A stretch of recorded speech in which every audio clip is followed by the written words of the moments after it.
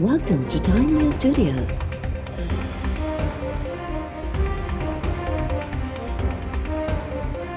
You are watching 10 PM Bulletin. ये जजीरे की बात हो रही है, वो सिंध का नहीं है, सिंध में है। उस जजीरे पे नेवी आज भी बैठी हुई है। उस जजीरे पे जो नेवी बैठी हुई है वो पोर्ट कासिम की लीज पे बैठी हुई है। वो बेवकूफ़ न खुद करेंगे न करने देंगे, बट ठीक है उनकी मर्जी। ऑर्डिनेंस तो खत्म हो गया, अब क्या हो किसी करने के बाद? यहाँ नहीं बता रहा मैं आपको, नहीं ये तो कुछ नहीं, हर चीज़ बता दूंगा तो फिर मेरा फायदा क्या है।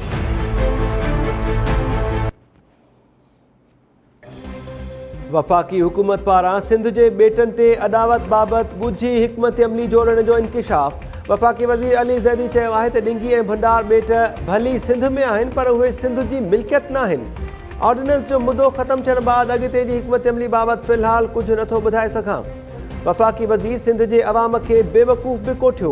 टाइम न्यूज़ सां ॻाल्हाईंदे अली ज़ैदी चयो त वॾे वज़ीर मुराद अली शाह खां सिंध बिल्डिंग कंट्रोल अथॉरिटीअ बाबति सवाल कयुमि त जवाबु मिलियो अव्हां आॾो जवाबदार न आहियां।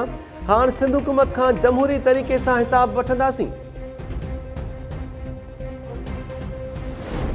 जिधर ताकतवर के लिए एक कानून और कमजोर के लिए दूसरा कानून। मैं कभी छोटे चोरों को जेलों में डालूं और बड़े डाकुओं को एनआरओ दूं, ये मैं कभी नहीं कर सकता। ये जो मुजफ्फराबाद में सब जमा हुए हैं, इधर से सुन ले मेरी बात कि आपने लॉन्ग मार्च करनी है, बेशक लॉन्ग मार्च करें। आपने लॉन्ग मार्च जिधर भी करनी है, मैं आपकी मदद करूंगा आप करने के लिए। लेकिन अगर आप उल्टा भी लटक जाए, नारो नहीं दूंगा। अपोजिशन वारा भली उबता टंगजी बीहन खेन एनआरओ न ॾींदुसि। अपोजिशन खे जिते वणे लॉन्ग मार्च करे हुकूमत मदद कंदी। वज़ीर आज़म इमरान ख़ान जो कोटली आज़ाद कश्मीर में तक़रीब खे ख़िताब। इमरान ख़ान चयो त ईअं कॾहिं बि न थींदो त नंढा चोर जेलनि में हुजनि ऐं वॾा चोर एनआरओ वठी मुल्क खां ॿाहिरि हलिया वञनि। हर कंहिं सां ॻाल्हियुनि लाइ तयारु आहियां पर मुफ़ाहिमत न कंदुसि। आजकल हमारी जमात को फोन आते हैं, इमरान खान के बड़ों की तरफ से फोन आते हैं। हमें कहा जाता है आपकी बड़ी मेहरबानी, जो सेनेट में लेजिस्लेशन होनी है शो ऑफ हैंड्स के जरिए या ओपन बैलेटिंग के लिए, उसमें इमरान खान का साथ दे दो, आपको अल्लाह का वास्ता है। तो जानते हो नवाज शरीफ ने और मरियम नवाज शरीफ ने क्या जवाब दिया? आपके बहादुर लीडर ने ये जवाब दिया, हमारी सेनेट की सीटें जाती है तो जाए, इस जाली हुकूमत के साथ बैठ के हमने कोई काम नहीं करना। इंशाल्लाह शो ऑफ हैंड्स भी होगा, ओपन बैलेटिंग की तरफ भी जाएंगे, लेकिन इस जाली हुकूमत को घर भेजने के बाद। अॼुकल्ह इमरान ख़ान जे वॾड़नि जा नवाज़ लीग खे फ़ोन ईंदा आहिनि। सेनेट चूंडुनि में दबाव विझण लाइ फ़ोन कराया पिया वञनि। नून लीग जी नायब सदर मरियम नवाज़ जो मुज़फ्फराबाद में पीडीएम जे जलसे खे ख़िताब। मरियम नवाज़ चयो त पाकिस्तान जो अवाम अॼु इमरान ख़ान खां इस्तीफ़ा घुरी रहियो आहे ऐं वज़ीर आज़म इस्तीफ़ा ॾियण लाइ बि पैसा घुरी रहियो आहे।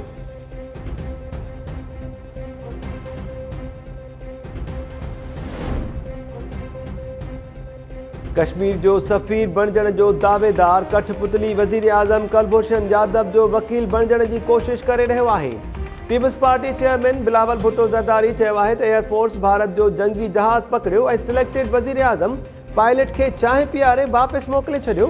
मुल्क जी बदकिस्मती आहे जो कठपुतली वज़ीर आज़म खे मढ़ियो वियो। मौलाना फज़लुर रहमान चयो त नाअहल हुक्मराननि खे कश्मीरनि जा फ़ैसिला करण जो को हक़ नाहे। इमरान ख़ान ही चयो हो त मोदी कामयाब थियो त कश्मीर मसइलो हल थी वेंदो।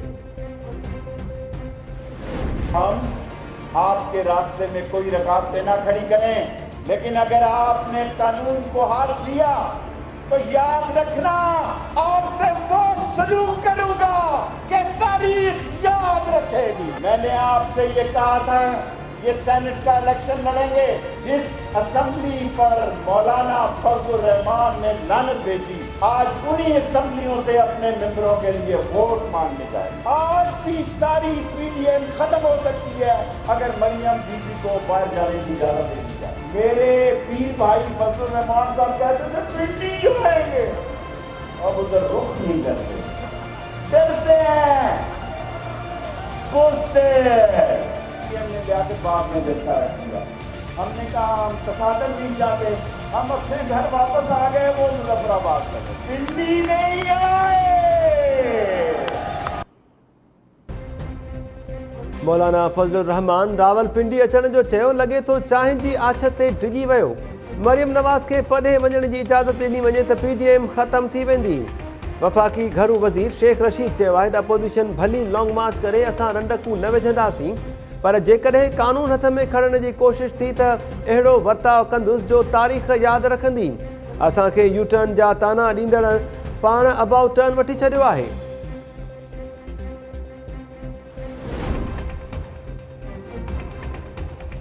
वज़ीर आज़म हिकु भेरो ॿीहर भारत खे कश्मीर मसइलो हल करण लाइ ॻाल्हियुनि जी दावत ॾेई छॾी। कोटली में यौम कश्मीर इज्तिमा खे ख़िताब दौरान वज़ीर आज़म इमरान ख़ान चयो आहे त भारत असां सां गॾिजी गॾियल क़ौमुनि जे ठहराव तहत कश्मीर जो मसइलो हल करे। इन लाइ भारत खे पहिरीं कश्मीर बाबति आर्टिकल 370 खे बहाल करणो पवंदो। असां दोस्तीअ जी दावत ॾियूं था त ईअं न सम्झो त कंहिं क़िस्म जो ख़ौफ़ आहे। चाहियूं था त कश्मीरियुनि खे पंहिंजो हक़ मिले ऐं ज़ुल्म ख़तमु थिए। भारत ज़ुल्म ज़रिए कश्मीर मसइलो हल नथो करे सघे। कश्मीर जो बचो बचो भारत जी ग़ुलामी खे तस्लीम नथो करे। कश्मीरियुनि खे हक़ मिलण ताईं दुनिया जे हर फोरम ते आवाज़ उथारींदुसि। कश्मीरियुनि खे पंहिंजी राय ॾियण जो मौक़ो मिलियो त उहे पाकिस्तान सां गॾु रहण या आज़ादु रहण बाबति फ़ैसिलो करण में आज़ादु हूंदा।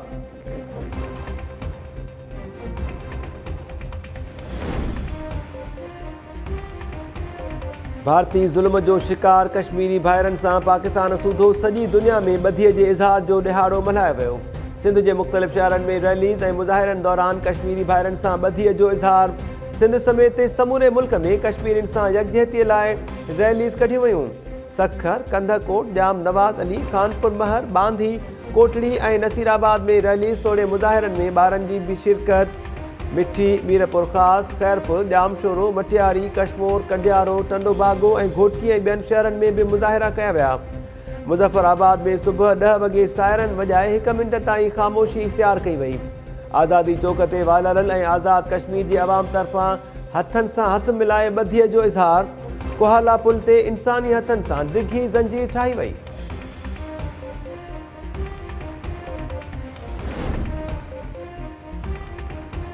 सदर आरिफ अलवी तरफ़ां कश्मीरी भाइरनि सां ॿधीअ जे इज़हार लाइ आज़ाद कश्मीर जी कानून साज़ असेंबलीअ जे इजलास में शिरकत। असेंबली खे ख़िताब दौरान सदर चयो आहे त भारतीय सरकार कश्मीर में पंहिंजे ज़ुल्म खे लिकाइण जी नाकाम कोशिश करे रही आहे। भारत कश्मीर में बाहि सां खेॾे थो ऐं पंहिंजी तबाहीअ जो बटण पाण दॿाए रहियो आहे। Army chief general Qamar Javed Bajwa तरफ़ां कश्मीरियुनि जी आज़ादीअ वारी जिदोजहद खे सलाम पेश। ISPR मूजिबि army chief general Qamar Javed Bajwa चयो आहे त कश्मीरी भाइर लॉकडाउन, इंसानी हक़नि जी भञकड़ी ऐं भारतीय ज़ुल्मनि जो बहादुरीअ सां मुक़ाबिलो करे रहिया आहिनि। वक़्तु अची वियो आहे त कश्मीर मसइलो गॾियल क़ौमुनि जे ठहराव ऐं कश्मीरियुनि जी ख़्वाहिश पटांदड़ हल कयो वञे त जीअं इंसानी अलमियो ख़तमु थी सघे।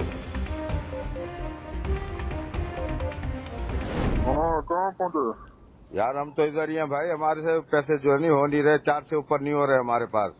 चलो ठीक है, फिर आपको रिजल्ट मिल जाएगा शाम तक। तू रास्ते में और तू बात कर, हाँ या ना बोल, बस ये अगर नहीं हुआ काम तो मैं अभी अपनी कार्रवाई कर रहा हूँ बस।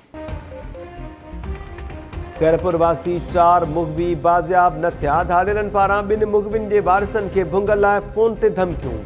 टाइम न्यूज़ धाड़ेलनि जी धमकियुनि वारी ऑडियो हथ करे वरिती। ऑडियो में ॿुधी सघिजे थो त धाड़ेल हसनैन रज़ा ऐं रबनवाज़ चन्ना जे वारिसनि खां 11 लख रुपया भुंग घुरी रहिया आहिनि। पुलिस मुग़वियुनि जी बाज़ियाबीअ लाइ कख भञी बीणो न कयो।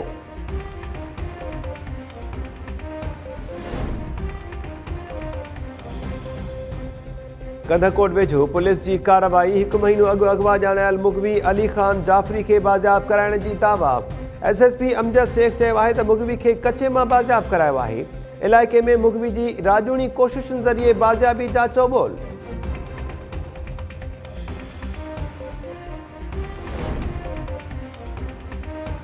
भान सैदाबाद जे शाहानी चौक वटि अणॼातल जवाबदारनि फायरिंग करे नौजवान खे क़तल करे छॾियो। पुलिस 20 वरहनि जे रांझो लिगारी जो लाश अस्पताल मुंतक़िल करे छॾियो। वाक़े बाद हथियारबंद फरार। इलाइक़े में 10 काव पकड़ियल।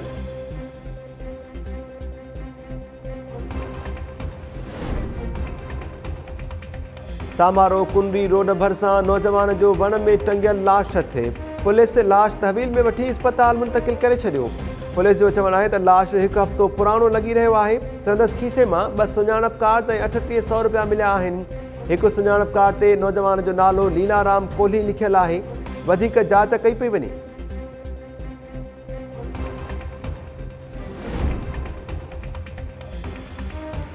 मीरपुर माथेलो में सूमरा बिरादरी जी बिंदुनि में जहिड़े तां नौजवान ते वेश्याणो तशद्दुद। बाअसर जवाबदारनि नौजवान यासीन सूमरो जी मोटरसाइकिल खे बाहि ॾेई साड़े छॾियो। बाक़ी ख़िलाफ़ नौजवान जे वारिसनि जो क़ौमी शाहराह ते धरणो। बाअसर खे गिरफ़्तार करण जो मुतालबो।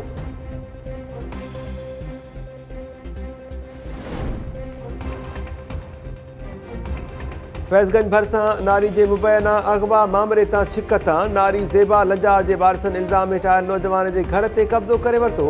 धुरियुनि में छिक ताण सबबि इलाइक़ो जंग जो मैदान बणियल। पुलिस तहरुक न वरितो।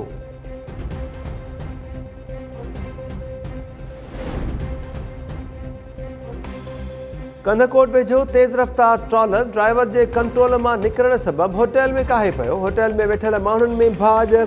खुशकिस्मतीअ सां को जानी नुक़सान न थियो। पुलिस ट्रॉलर खे तहवील में वठी छॾियो।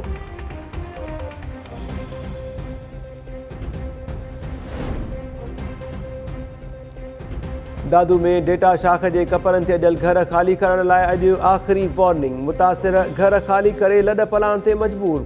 गुज़िरियल ॾींहुं ऑपरेशन दौरान इंतज़ामिया ऐं रहवासियुनि में चकरियूं पिणु थियूं हुयूं। मुतासिरनि इल्ज़ाम हयो आहे त इंतज़ामिया मुतबादिल जाइ ॾियण खां अॻु घर डाहे पट करे छॾिया आहिनि। नोटिस वरितो वञे।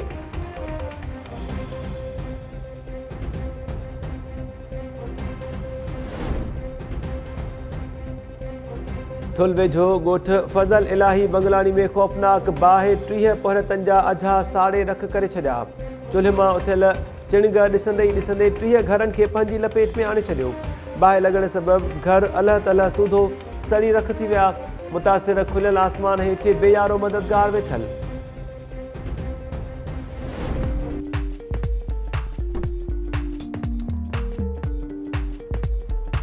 हिते अची करे इलाही सुठो खुशगवार माहौल ऐं हिते असांखे हर क़िस्मनि जा गुल नज़र आया। यही मैसेज देना चाहूँगी कि ये बहुत अच्छे इन्होंने ऑर्गेनाइज किया ताकि लोग आए यहाँ पे, फैमिलीज आए। आई थिंक काफ़ी बेहतर स्टेप है ऐं अॻिते भी अहिड़ा प्रोग्राम डेफिनेटली थियण घुरिजनि। बहुत अच्छा पॉजिटिव इमेज क्रिएट करती हैं पूरे हैदराबाद का। और जैसा कि आप सब देख भी रहे हैं कि अच्छी खासी आवाम की तादाद इसमें शिरकत उन्होंने की है। और हैदराबाद में काफ़ी अरसे खां पोइ अहिड़ी नुमाइश ॾिसण में आई आहे ऐं मां चाहियां थी त अहिड़ी नुमाइश थियणु घुरिजे। छो त जेके भी माण्हू आहिनि उन्हनि खे ख़बर पवे त हैदराबाद जेको आहे हवाउनि जो शहर आहे।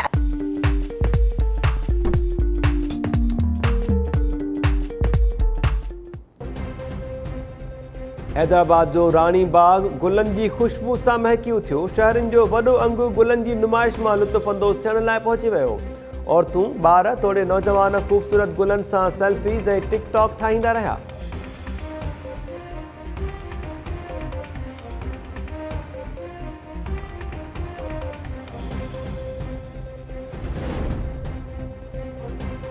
ऐं ॾखण अफ्रीका पाकिस्तान ख़िलाफ़ ॿी टेस्ट मैच जी पहिरीं इनिंग्स में रांदि जी पुॼाणी ते 4 विकेट्स जे नुक़सान ते 106 रन्स ठाहे वरितियूं। पाकिस्तान खे अञा बि ॾखण अफ्रीका ख़िलाफ़ 166 रन्स जी बरतरी आहे। क़ौमी टीम पहिरीं इनिंग्स में 272 रन्स ठाहे आउट थी वई हुई।